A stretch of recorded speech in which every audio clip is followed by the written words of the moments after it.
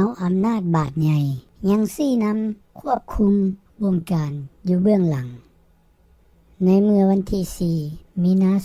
2019 ที่ผ่านมาได้มีคำสั่งแจ้งการออกมาว่าทั้งการนำสูงสุดได้ทำการลงวินัยตักเตือนพนักงานชั้นสูงจำนวน 7 คน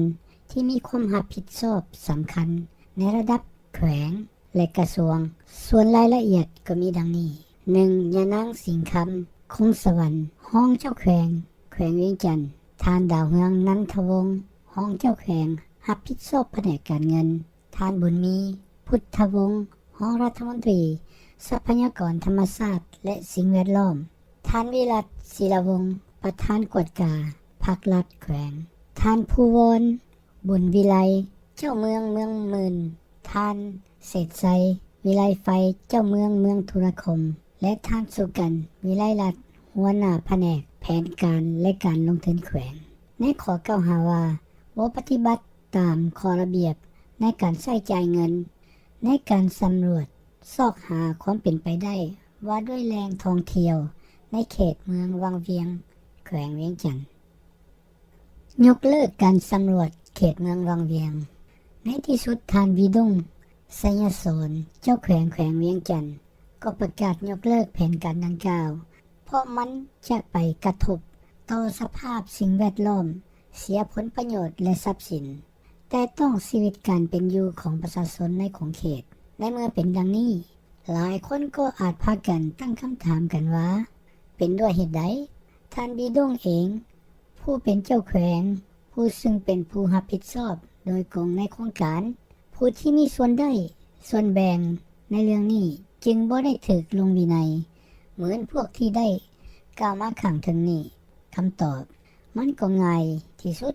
และมีอยู่ว่าท่านบิดงไสยสอนเป็นสมาชิกของคณะกรรมการของศูนย์กลางพรรคประชาชนปฏิวัติลาวนับเบอร์ 62และเป็นลูกชายของท่านจุมาลีไสยสอนอีกด้วยคงแต่ต้องยากเต็มทีส่วนพวกที่ถูกลงวินัยหรือ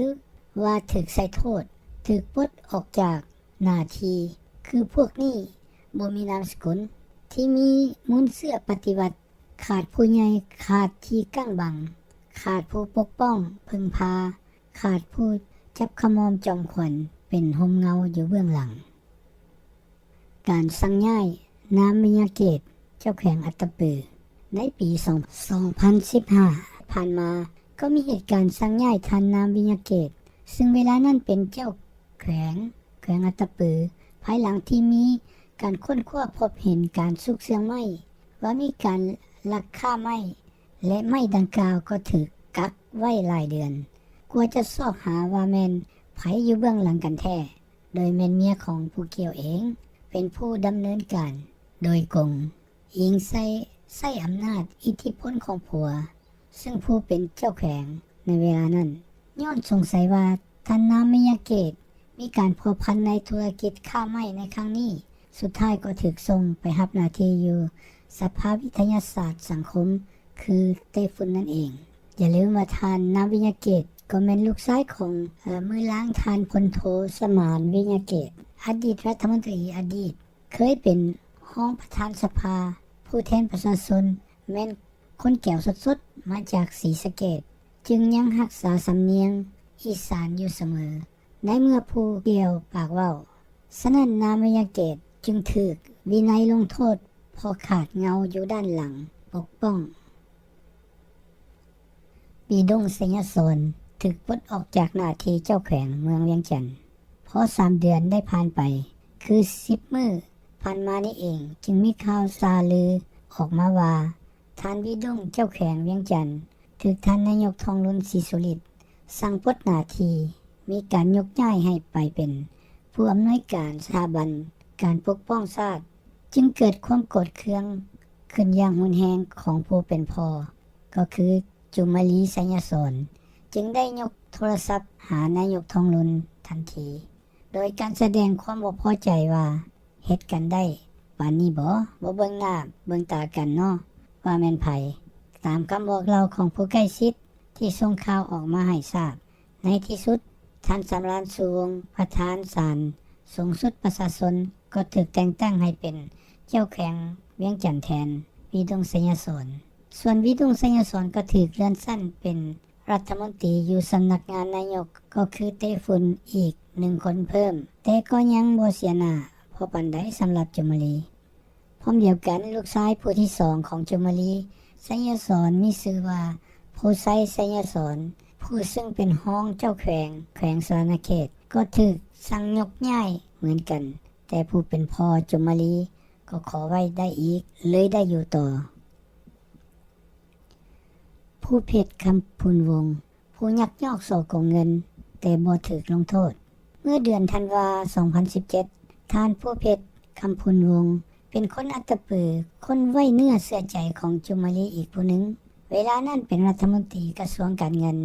ซึ่งก่อนนั้นเป็นผู้อำนวยการธนาคารแห่งชาติพร้อมด้วยพนักงานชั้นสูง2คนก็ถูกควบคุมตัวอยู่ในเนื้อที่หรือห้ามออกไปจากสถานที่อนุญาตย้อนถูกกล่าวหาสงสัยว่ามีการหัวไหลเงินของรัฐจำนวน35ตื้อกีบโดยอุปโลกพากันสร้างโครงการที่บ่มีตัวตนขึ้นแล้วสั่งจ่ายเงินรัฐมีการสืบสวนกันแบบเอาจริงเอาจังแก้ยาวไปจนฮอดกองประชุมสมัชชาใหม่ไปฮอดต้นปี 2016 คดีดังกล่าวก็เลยถูกมิดเงียบปกปิดลงลืมไปเลยผู้ที่หายักยอกส่อโกงก็บ่ถูกลงโทษแต่ประการใดขออ้างคำไต่สีพันดอนและจุมลีว่าชาติต้องสดใสเรื่องดังกล่าวนี้ก็ย้อนว่ามีเงาอำนาจที่แข็งแกร่งอยู่เบื้องหลังคอยดูแลปกปักรักษายามมีภัยเพราะมีผลประโยชน์นำกันถ้าสรุปแล้วต่อการใช้อำนาจแอบอ้างเอาสิ่งที่ผ่านมา50กว่าปีแล้วมาเรียกร้องว่าชาติจะต้องสดใสความเสียสละเสี่ยงตายในเวลาที่ตนออกไปทำการต่อสู้พากันลืมเสียว่าพวกตนพากันตนเข้าป่าเพื่อหนีคดีคำไต่สีพันดอนยักยอกหอบเงินโค้งสายเมืองปากเซและจุมลีก็ตนนี้ลีกคดีลักควาย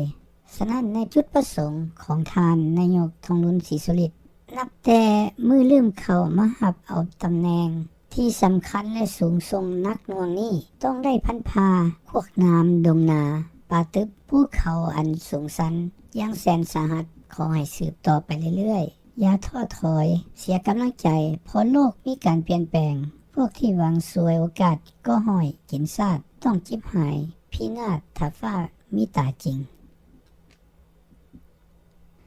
ชนชั้นปกครองภาครัฐและพวกชนชั้นกรรมสิทธิ์ปัจจุบันอยู่ลาวความแตกต่างบ่แม่นมีเพียงอยู่ในระหว่างความหั่งมีและความยากจนแต่แม่นระหว่างชนชั้นปกครองภาครัฐและพวกชนชั้นกรรมสิทธิ์ประชาชนกรรมกรชนชั้นปกครองใช้อำนาจข่มขู่มึนงงอยู่กับตำแหน่งทางสังคมคำไต่สีพันดอนและจุมลีไสยสนพากันแพร่ขยายวางอำนาจมืดสืบตระกูลพวกชนชั้นกรรมสิทธิ์หรือกรรมกรเลี้ยงชีพด้วยพลังห่าวหาญ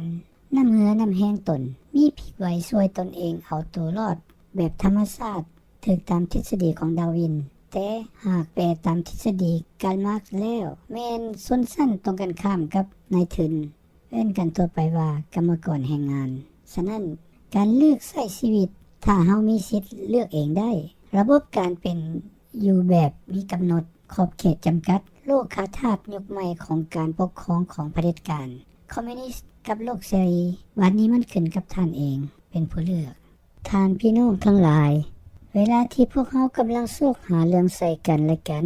จากเอาชนะกันอยู่เนืองนิดโดยลืมเบิ่งศัตรูที่แท้จริงของชาติลาวแม่นหยังแม่นไผท่านได้สังเกตเห็นบ่พวกแจ็คพวกแก้วเวลานี้พฤติกรรมของเขาเป็นจังไดเฮ็ดอยู่เมืองลาว